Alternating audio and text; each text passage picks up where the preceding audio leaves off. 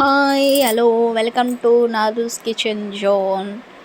ఈరోజు మన video aloo paratha with tasty 2 curries, palak potato and brinjal and చిక్కుడుకాయ ఇగురు, ఈ రెండు కూడా మనం తెలుసుకుందాము. చాలా టేస్టీ కర్రీస్. ముందుగా మనం 1 కప్పు ఆలూ తీసుకోవాలి. ఆలూ తీసుకొని వాటిని మెత్తగా ఇలా బ్లెండర్తో స్మాష్ చేసేయాలి. మెత్తగా ఇలా స్మాష్ చేసేస్తే మెత్తగా అయిపోతుంది. ఆలు మొత్తం ఉడకబెట్టిన ఆలు అండి. సో అందులోనే 1 కప్పు కర్డ్, పెరుగు, ముద్ద పెరుగు తీసుకొని మనం ముందుగా స్మాష్ చేసిన మిశ్రమంలో బాగా ఇలాగా స్మాష్ చేసుకుంటే మెత్తగా పేస్ట్ లాగా తయారవుతుంది. దాంట్లో 1 స్పూన్ సాల్ట్ అండి. సాల్ట్ యాడ్ చేసుకొని దాన్ని కూడా మళ్ళీ మెత్తగా మనం గ్రైండ్ చేసుకోవాలి. ఆలు మిశ్రమంలో మెత్తగా ఇలా దాంతో ఇలా పేస్ట్లా చేస్తే పేస్ట్ తయారవుతుంది. ఈ బంగాళదుంప యొక్క మిశ్రమంలోనే మనం 2 కప్స్ గోధుమ పిండి అండి. ఇది గోధుమ పిండి, వీట్ ఫ్లోర్ 2 కప్స్ వేసి మెత్తగా ఇలాగా బ్లెండర్తో కానీ లేదంటే మన చేతితో పిసుక్కుంటూ గట్టిగా అలా పిసికేస్తే చపాతీ ముద్దలాగా తయారవుతుంది.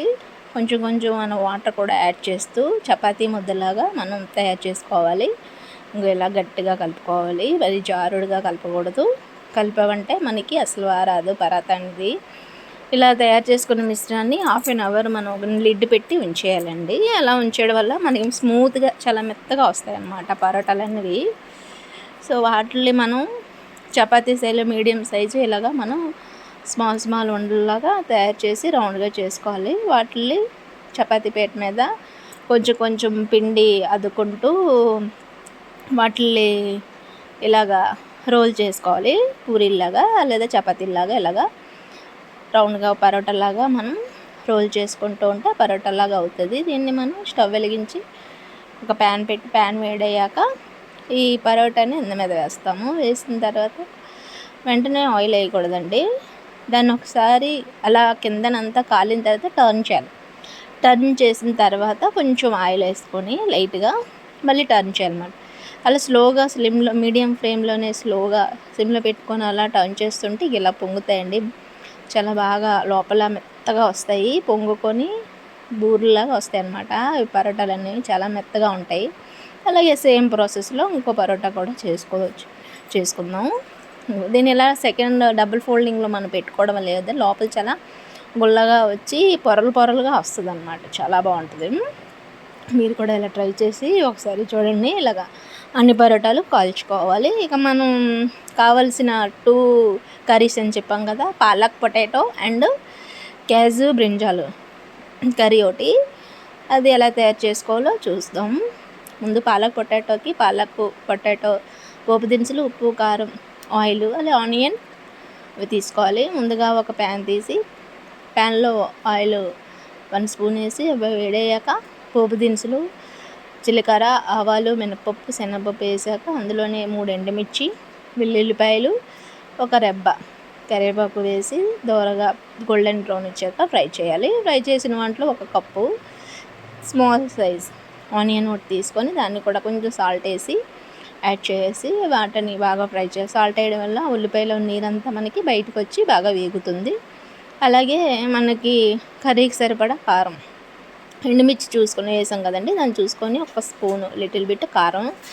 బాగా పాలక్ని మనం శుభ్రం వాష్ చేసుకొని ఉడకబెట్టుకోవాలండి. పాలక్ పొటాటో రెండు కూడా బాగా ఉడకబెట్టుకోవాలి. ఉడకబెట్టిన పాలక్ అండి ఇది.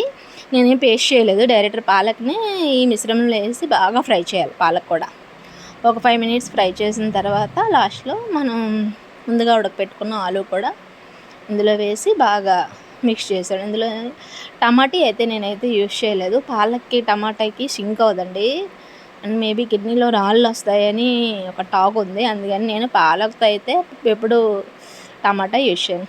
సో మన కర్రీ రెడీ.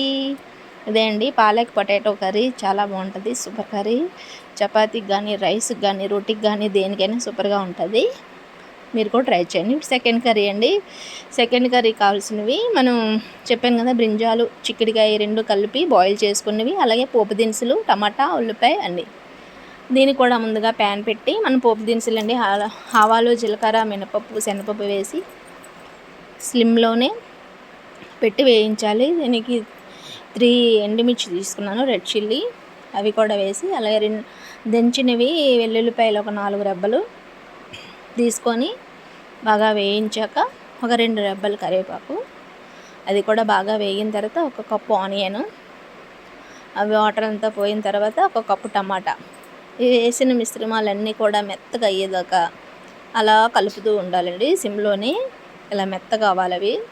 దాంట్లో ఒక స్పూను రుచికి సరిపడా కారం వేసుకోవాలి, అలాగే ఉప్పు, మనం ఎంతైతే ఇంగ్రీడియంట్స్ సరిపోద్దో అంత ఉప్పు, అలాగే గరం మసాలా, అంతే.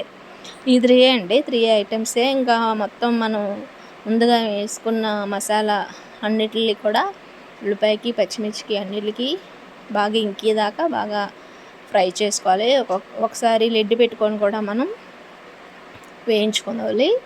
బాగా ఒక 5 మినిట్స్ వేయించిన తర్వాత చూసుకుందామండి. టమాటీలు అన్నీ బాగా మెత్తగా అయ్యాయి, ఉడికిపోవడం అయితే జరిగింది, దగ్గరికి వచ్చింది. ఆయిల్ చూసారా బయటకు వచ్చింది, అలా బయటకు వచ్చిందంటే ఉడికిపోయినట్టు. సో ముందుగా మనం బాయిల్ చేసుకున్న బ్రింజాలు, వంకాయ అండ్ చిక్కుడుకాయ అండి, అది చిక్కుడుకాయ లాంగ్ బీన్స్, వాటిని ఫ్రై చేసి అందులో మిశ్రమంలో వేసి బాగా దగ్గరగా ఫ్రై చేసేయడమే. సో ఈ సెకండ్ కర్రీ కూడా రెడీ అయిపోయింది. ఇది కూడా అన్నంతో, చపాతీ, పూరి, కొంచెం రసం, అన్నంతో అయితే రసం యాడ్ చేసి తింటే సూపర్గా ఉంటుందండి. ఇవ్వండి మనం ముందుగా తయారు చేసిన పరోటా. సో రెడీ అండి. Thank you for watching. Like and subscribe and share me. Thank you.